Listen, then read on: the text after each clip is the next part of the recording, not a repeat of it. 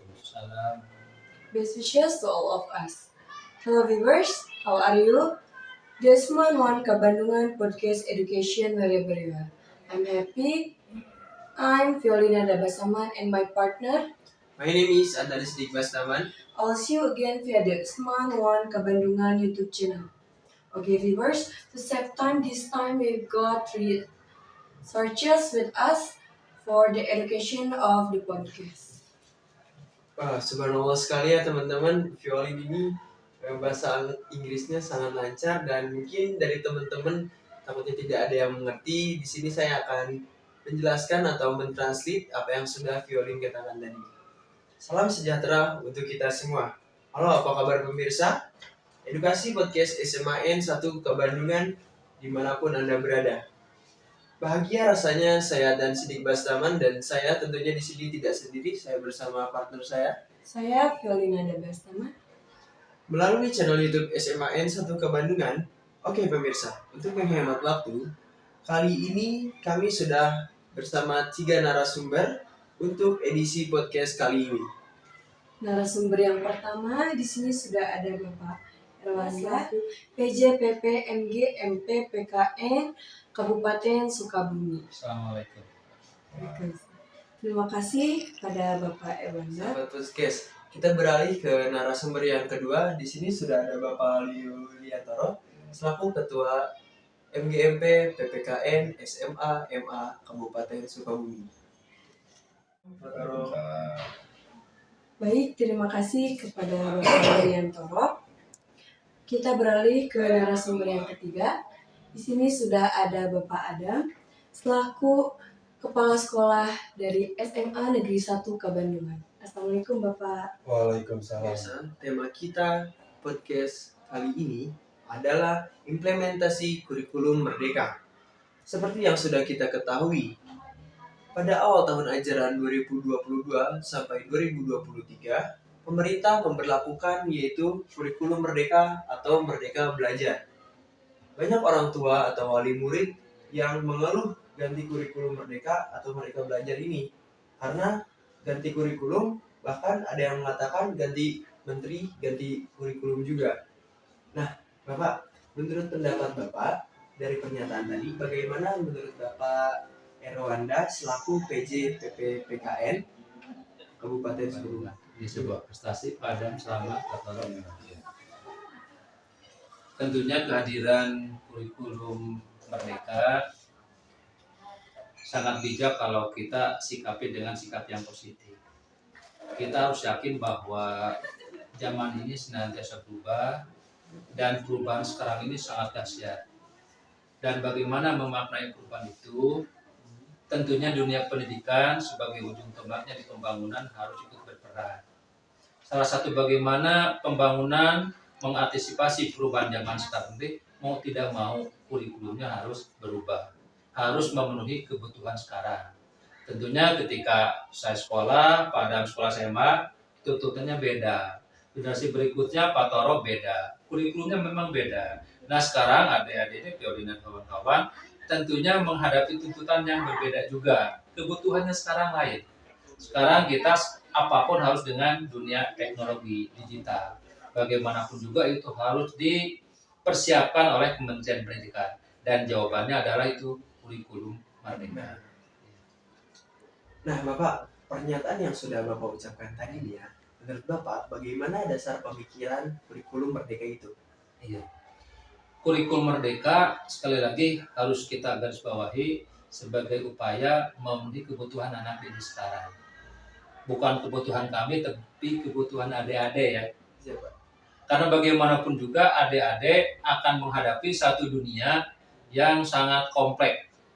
Dilihat dari persaingan, dilihat dari konten yang harus dipelajari, itu menuntut pada strategi pembelajaran yang berubah. Dan itu yang harus dipahami oleh Bapak Ibu Guru tentunya. Kami dari PJPP MGMP PPKN ingin memfasilitasi kebutuhan itu agar tuntutan guru untuk menguasai teknologi pembelajaran terpenuhi, imbasnya kepada adik-adik. Adik-adik bisa belajar dengan senang, dengan menyenangkan, enjoy lah. Di sekolah kita belajar jangan macam-macam kena seni, tapi sekarang kuncinya ada di para siswa. Karena kurikulum merdeka salah satu indikatornya adalah berfokus pada siswa. Apa yang dibutuhkan oleh siswa, apa yang bisa dilakukan oleh siswa, itulah kurikulum merdeka. Jadi sekarang kita harus merespon positif. Kenapa? Karena sekarang kita diberikan peluang oleh pemerintah untuk mengelola pembelajaran sesuai dengan konteks sekolah. SMA Kebandungan tentunya beda dengan sekolah lain, punya kelebihan kekurangan. Silakan itu yang berlakukan. Itulah makna kurikulum merdeka.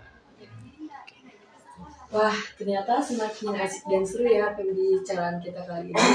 Baik, selanjutnya pertanyaan untuk Bapak Yuliantoro. Ya.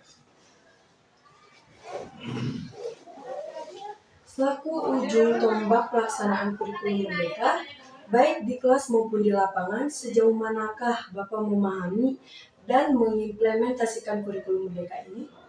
Ya, pada awalnya tentunya kita analisa dulu ya. Tadi betul apa yang dikatakan Bapak Irwanda. Sebelum diimplementasi itu kita menyiapkan dulu sarana dan prasarana dulu. Nah kemudian tidak serta-merta kita langsung mengimplementasikan 100% di lapangan. Tentunya hal apa saja yang dapat menguntungkan itu kita terapkan. Sejauh mana perkembangannya kita evaluasi.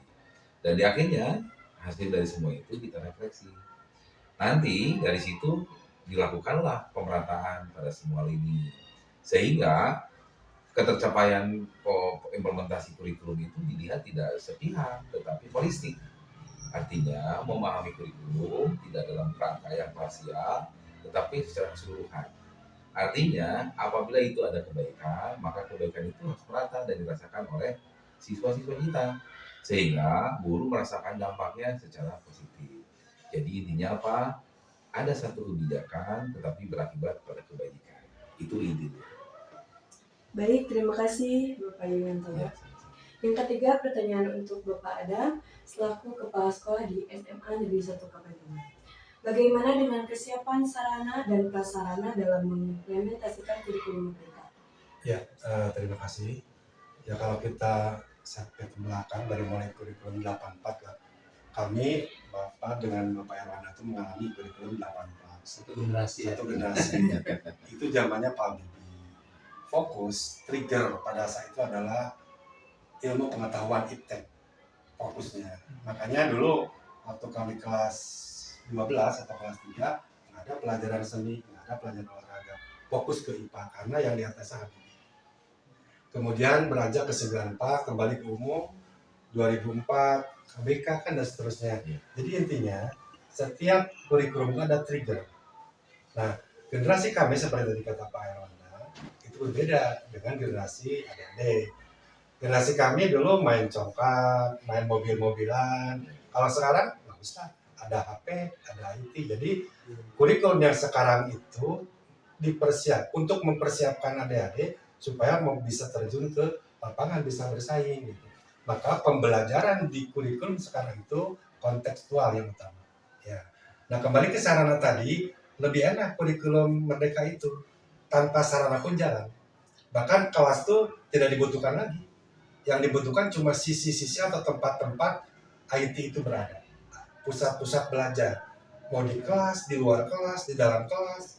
Makanya seperti di sekolah kita nanti ada panen karya. Itu kan buah daripada proyek P5 dari kurikulum merdeka. Jadi sebetulnya sarana bukan jadi ukuran sekarang itu. Cuma walaupun demikian, kembali ke kebutuhan masing-masing bahwa HP, kuota, itu menjadi wajib dipersiapkan oleh peserta didik, bukan oleh sekolah. Jadi kalau dulu kita butuh kelas, butuh ruangan, sekarang enggak. Kurikulum mereka lebih enak sebetulnya. Karena tadi seperti Pak Rara bilang, Kak Toro bilang, bahwa kurikulum sekarang itu mengarah ke atau memihak ke siswa. Jadi apa yang dibutuhkan siswa idealnya seperti itu.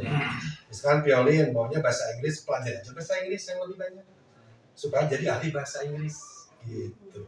Jadi tidak usah kimia mah seadanya aja. Nah itu kurikulum merdeka.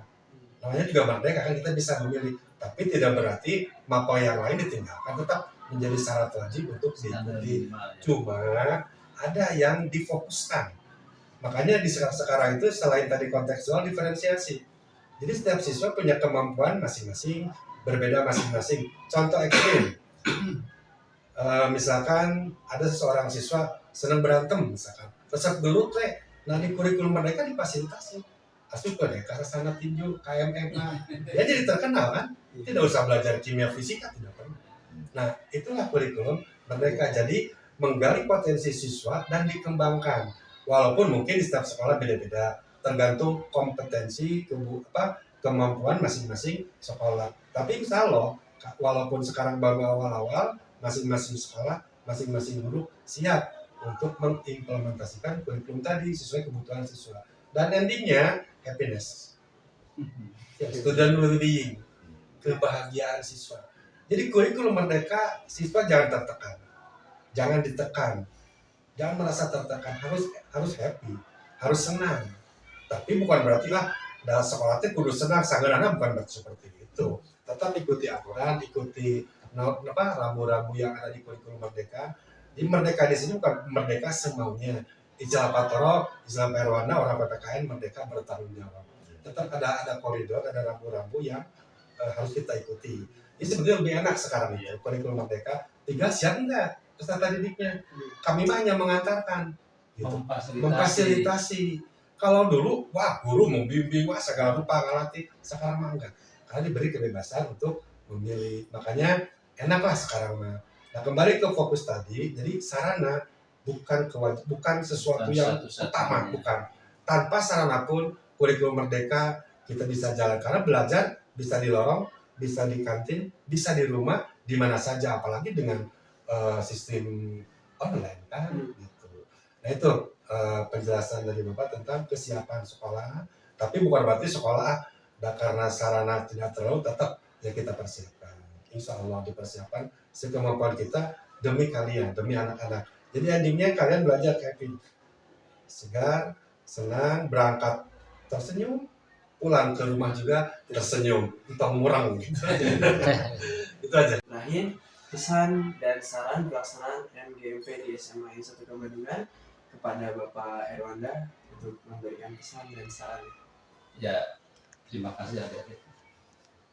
Pesan yang pertama, memang tadi kita berkelakar ya, perjalanan seperti apa. Tapi datang ke sini, masuk suasana yang sejuk, barusan kita duduk di atas di perpustakaan, melihat pemandangan yang indah. Jadi kesan tadi, di dalam seperti apa itu hilang. Yang kedua, saya mengetahui SMA Negeri 1 Bandungan sekarang prestasinya sedang nanjak. Dari mutu lulusan, kemudian kemarin tingkat nasional. Akhirnya kami tadi yakin dengan guru-guru bahwa melahirkan sebuah prestasi tidak berarti sekolahnya harus mewah. Tidak berarti siswanya harus wah banyak, gurunya harus seperti apa. Yang penting asal mau, gurunya siap membimbing, siswanya ada keinginan yang luar biasa, jadi sebuah prestasi. Dan itu sudah dibuktikan di SMA Negeri 1 Bandungan. Untuk pelaksanaan MGMP, saya senang di sini tadi kehadiran rekan-rekan lebih banyak, kemudian diskusinya lebih menarik. Jadi benar-benar memfungsikan MGMP sebagai wahana komunikasi para guru.